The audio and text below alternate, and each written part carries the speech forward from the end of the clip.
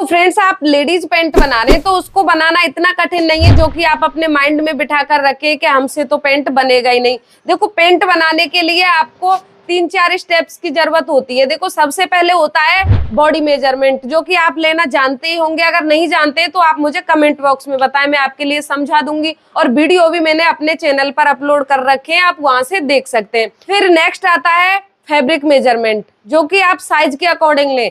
अगर आपका साइज छोटा है तो आपको कम फैब्रिक लेना होगा, यानी कि 2 से 2.25 मीटर फैब्रिक आप ले सकते हैं। और अगर आपका साइज थोड़ा बड़ा है तो आप फैब्रिक का साइज थोड़ा बढ़ा दें, यानी कि 2.5 मीटर से 2.25 मीटर तक ले सकते हैं।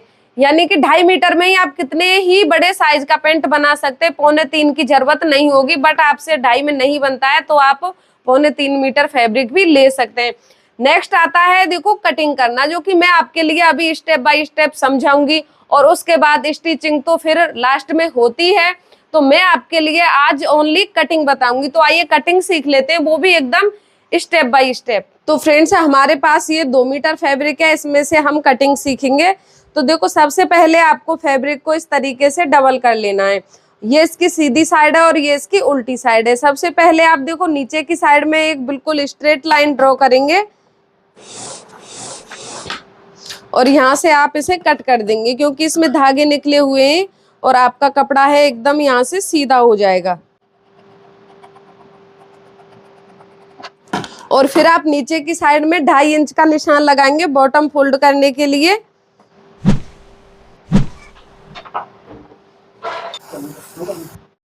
तो ये हमने बॉटम फोल्ड करने के लिए 2.5 इंच का निशान लगा दिया है।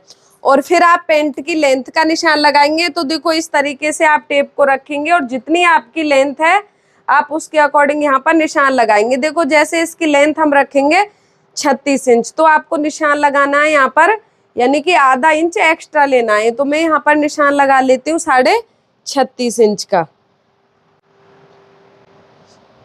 देखो, अगर आपके पास ऊपर की साइड में लास्टिक डालने के लिए अगर फैब्रिक बचता है तो ठीक है, नहीं बचता है तो आप इसमें अलग से भी फैब्रिक जॉइंट कर सकते हैं। तो फ्रेंड्स, ये मैंने लेंथ के अकॉर्डिंग यहाँ पर निशान लगा दिया है। और फिर आप यहाँ पर समझेंगे, देखो अब आपको ध्यान से समझना है। आप यहाँ पर कमर का निशान लगाएंगे। देखो, जो भी आपकी साइज है उसका आप चौथाई भाग निकालेंगे।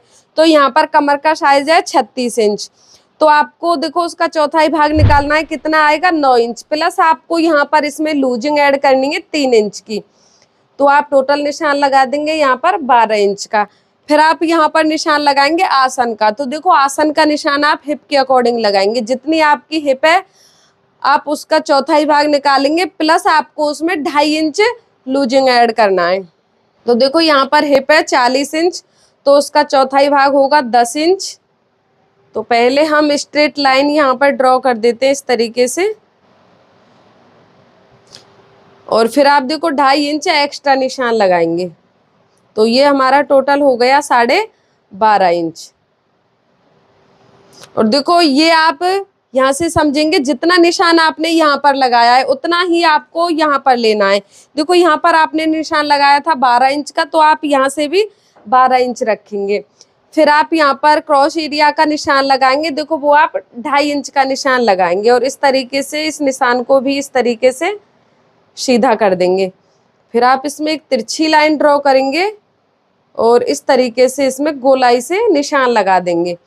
देखो, फिर आपको यहाँ से लेके और यहाँ तक पूरे फैब्रिक को मेजर करना है। तो देखो, इस तरीके से आप टेप को रखेंगे। तो ये आपका यहाँ पर कितना आ रहा है, तो देखो ये आ रहा है 14.5 इंच। तो आप इसका सेंटर निकालेंगे, ये इसके सेंटर का निशान हो गया। फिर आप बॉटम की तरफ आएंगे, तो इस तरीके से आप टेप को रखेंगे 7.5 इंच पर, इसका सेंटर निकालते हुए।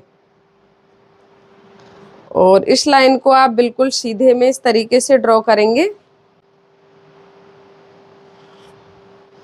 इस तरीके से आपको सेंटर की लाइन यहाँ से लेके यहाँ तक ड्रॉ करनी है।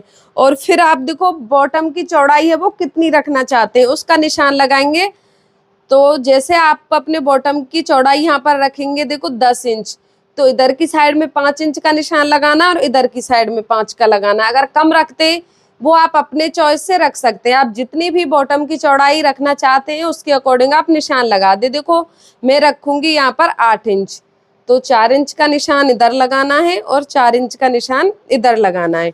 बस आपको देखो इतना ही निशान लगाना है। फिर आपको अपनी सेफ वाली स्केल लेनी है, आप इस पॉइंट पर रखेंगे और इस पॉइंट से मिला देंगे। तो देखो आप इस तरीके से रखेंगे, इस तरीके से आपको ये मिलाना है। फिर आप देखो स्केल की शेप इस तरीके से चेंज करेंगे और आपको इधर की साइड में भी ऐसे ही निशान लगाना है।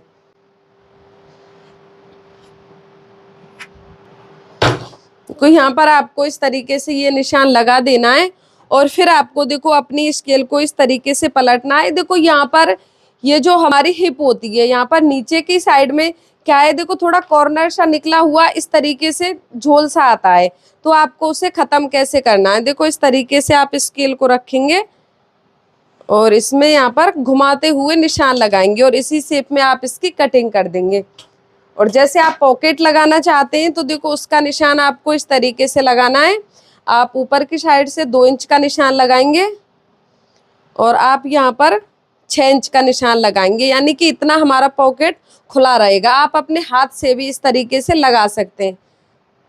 अगर आप नाप के अकॉर्डिंग लगाते हैं तो आपको यहाँ पर 6 इंच पॉकेट को खुला रखना है।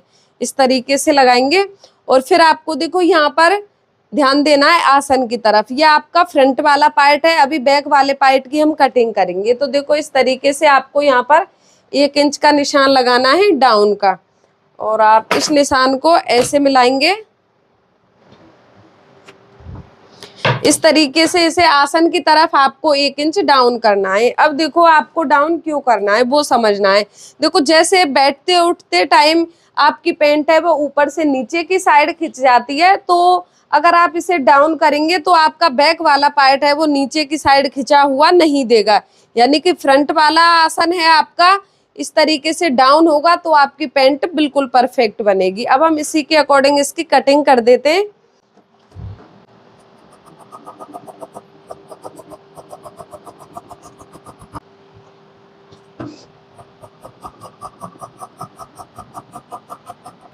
यहाँ पर आप इस तरीके से कट लगा देंगे, जैसे आपको पता चल जाए कि आपको पॉकेट में कहाँ से कहाँ तक सिलाई लगानी है, कहाँ से कहाँ तक नहीं लगानी है। और देखो अगर आपके पास एक्स्ट्रा कपड़ा है तो आप इलास्टिक के लिए इसमें से ही कपड़े को फोल्ड कर सकते हैं। अगर आपके पास नहीं बचा है तो आप अलग से भी कपड़ा इसमें जॉइंट कर सकते हैं। ये हमारी बंद वाली साइड है तो इसको आप इस तरीके से अलग अलग करेंगे।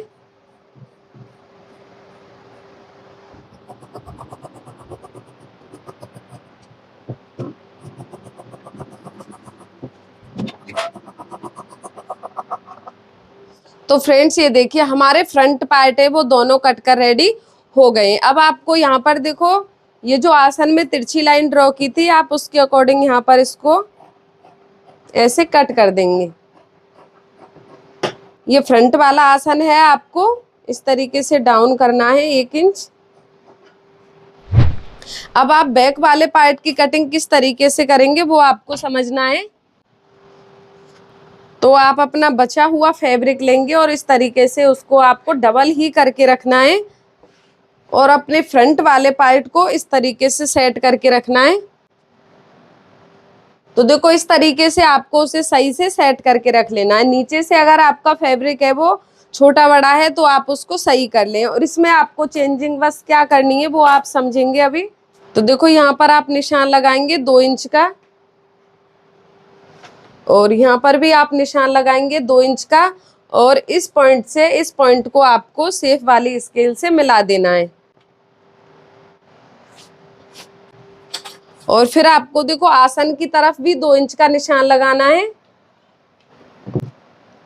और इस निशान को आप इस तरीके से मिलाएंगे। इस पॉइंट से आप इस पॉइंट को मिलाएंगे इस तरीके से। तो इस तरीके से हम इसमें क्रॉस एरिया का निशान लगा देंगे।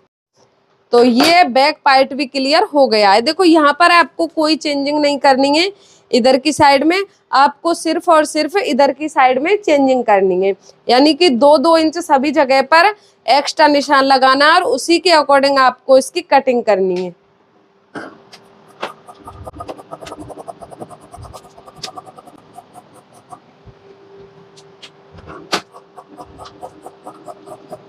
तो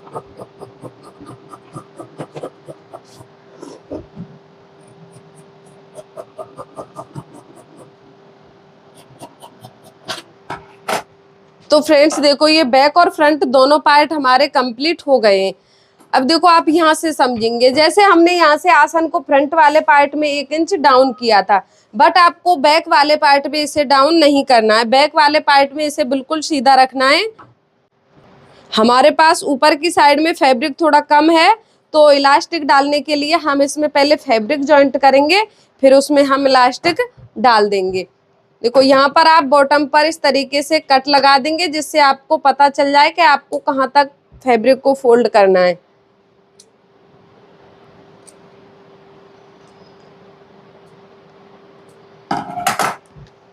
तो फ्रेंड्स ये हमारी पैंट कंप्लीट हो गई है कट के। अगर आपको इसमें कोई प्रॉब्लम आई है तो आप मुझे कमेंट बॉक्स में बताएं। तो फ्रेंड्स वीडियो बस इतना ही है, मैं आपको इसकी स्टिचिंग नहीं बता रही हूँ। इसकी स्टिचिंग अगर आप सीखना चाहते हैं तो आप मुझे कमेंट करें, फिर मैं आपके लिए इसकी स्टिचिंग भी स्टेप बाय स्टेप समझा दूंगी। तो आपको मेरा वीडियो पसंद आया है तो आप वीडियो को लाइक शेयर जरूर करें, और आप हमारे चैनल पर नए हैं तो चैनल को सब्सक्राइब करें, जिससे आप लोगों को थोड़ी हेल्प मिल सके। Thank you.